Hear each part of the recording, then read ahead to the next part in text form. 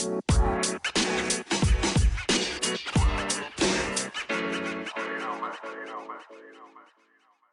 everyone, welcome back to all my listeners. This is episode number 3 of season 10. Today is Wednesday, September 20th, 2023. My name is Sonal Patel, and this is the Paint the Medical Picture podcast series. Now, all right, you guys, just a quick episode today on the biggest news of the day for those of us in this little niche of the business of medicine. Now, it's that time of year. The 2024 CPT code set has dropped, and it will be effective on January 1st, 2024. And in my compliance tips and in my compliance recommendations today in Trusty Tip, I'm going to be getting into the continued misuses that I'm seeing for the new data requirements for E&M services, those that are regarding independent interpretation. And of course, I'm going to go ahead and close out today's episode in Spark with a remarkable quote on perseverance by Helen Keller. If you guys have checked me out on LinkedIn, you know I'm all about compliance and protecting our physicians and our valued healthcare professionals when it comes to the business of medicine.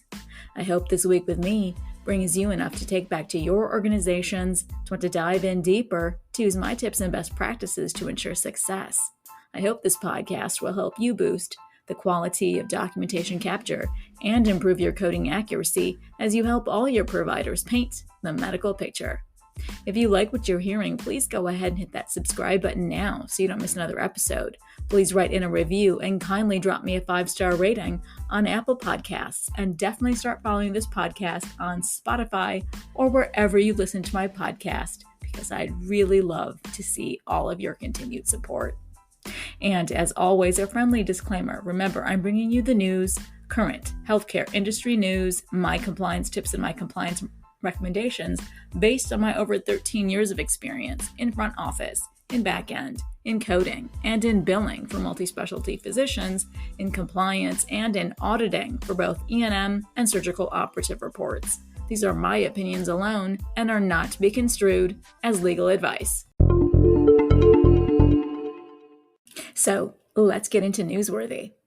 Now, the American Medical Association, that's our AMA, they've released the 2024 CPT code set, and there are a total of 349 editorial changes that include 230 new codes, 49 deleted codes, and 70 revisions.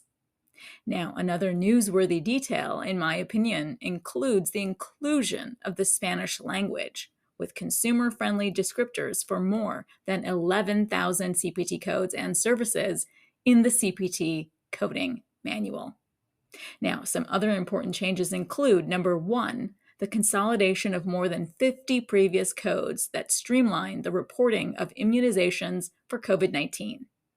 The CPT editorial panel also approved the provisional codes 91318 through 91322 to identify monovalent vaccine products from Moderna and Pfizer for immunization against COVID-19. A new vaccine administration code, 90480, was also approved for reporting the administration of any COVID-19 vaccine for any patient, replacing all previously approved product-specific vaccine administration codes. Now, the second change includes 5 new CPT codes that have been created to report product-specific respiratory syncytial virus immunizations, with the 5 CPT codes being 90380, 90381, 90683, 90679, and 90678.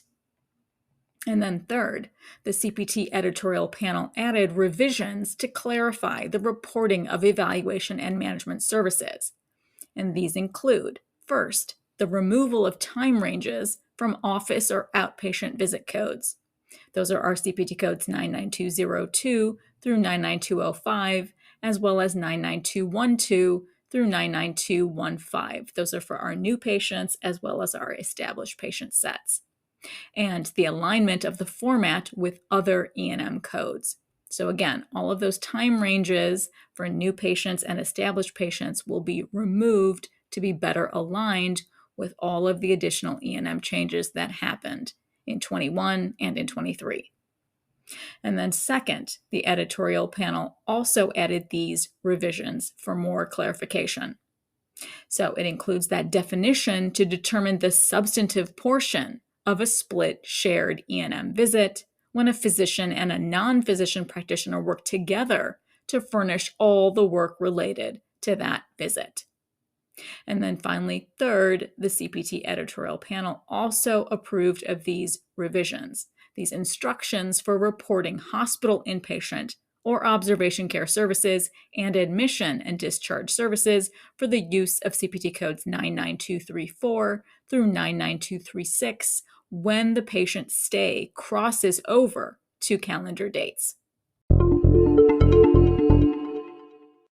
And now it's time for my best practice tips in Trusty Tip. So in today's compliance tip, I wanted to address multiple coding questions that I receive regarding independent interpretation, that data element that's new in our 2021 and 2023 E&M guidelines. Now, in my opinion, the confusion all began with the definition itself, right? And that subsequent errata that was issued in March 2023 by the AMA. Now, remember, the definition of independent interpretation is when a provider is independently interpreting the X-ray or the CT or the MRI images or other tests performed by another physician or qualified healthcare professional, that QHP. So that's how I like to look at it, as simple as that. It's when someone else independently is interpreting that report and those images. So that means that your documentation, and this is where I'm seeing a lot of missed elements are in documentation, right? So what I would like to see more of is your documentation needs to clearly state your impressions, your findings, your thoughts for treatment and management of your patient based on your interpretation of the reports and the images that you are looking at, right? So the original provider's report who took those x-rays, right? You're going to read that report as well, but you will be diving deeper, thinking critically yourself. What is your independent interpretation of those x-ray images, of that CT, of that MRI, right? What are your decisions that you're making based on your review of those films, of those images, right? As well as of that written report from the original provider. So I know that I have been auditing so many notes recently where I identify the need for documentation improvement. And my providers that I talk to understand completely where their minor deficiencies are, right? Because if they just learn to elevate their documentation with a few words or two, I'm not saying rewrite the medical note, add volumes of pages, etc. No, it just requires an additional couple of words to identify the fact, especially to a payer auditor, right, that you are in fact independently interpreting the image and the report that you now have access to, because you are now in charge of that patient's treatment plan, right? You are now managing the patient today at this encounter.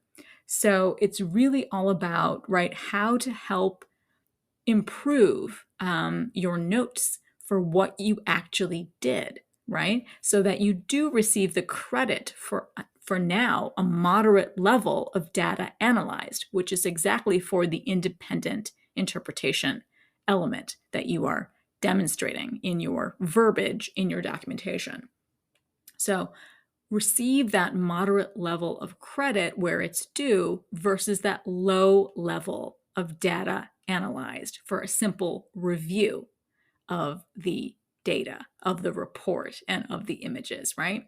So it's as simple as that, in my opinion, when you provide education to your providers, that there is a way to demonstrate that you are, in fact, independently interpreting your reports and your images.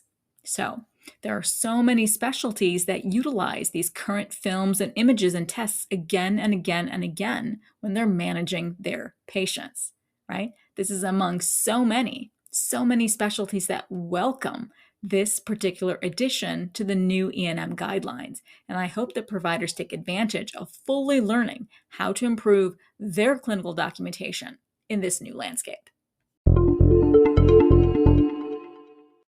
And finally, I focus Season 10 Spark on perseverance. I want this 10th season Spark to be filled with our world's thought leaders, writers, artists, philosophers, everyone who inspires the need for perseverance in all we strive to do. So, in this week's inspiring quote in Spark is from Helen Keller. "A bend in the road is not the end of the road unless you fail to make the turn." Absolutely true, right? I think this is an amazing quote that keeps us hopeful. This quote inspires us to go with the flow, to be a bit more malleable. This quote reminds us that when we're faced with a challenge, we need to persevere. Believe in yourself and you can keep going. I'm happy Helen Keller's spark still burns brightly in all of us today. So that wraps up today's episode. And as always, I appreciate you all diving into today with me. If you want more information from me, please go ahead and follow me on LinkedIn. I'll leave links to everything in the show notes below. Now, all right, you guys, in my final note today, I hope you guys are enjoying the cooler nights like I am. A few of these trees up here have already started to pop their beautiful, beautiful colors already, and the rain is definitely helping. Now, I'm so excited to be heading to Hudson Valley, New York tomorrow for the Advanced Coding Services Retreat, where I'm going to be speaking in person for this amazing educational organization that sponsored my podcast way back in season 9. Now, anyways, you guys, remember to celebrate life each and every day. Reach out to anyone you know who actually is in crisis. Provide them with tools, phone numbers, a shoulder. Let them know that you're there. And be mindful to carve out times for yourself as well to stay sane and steady and avoid burnout. Now, all right, you guys, I wish you all a very happy, amazing week ahead. Thank you guys so much for listening on today's episode. And I hope every week with me brings you closer to helping your providers paint a masterpiece. See you next Wednesday.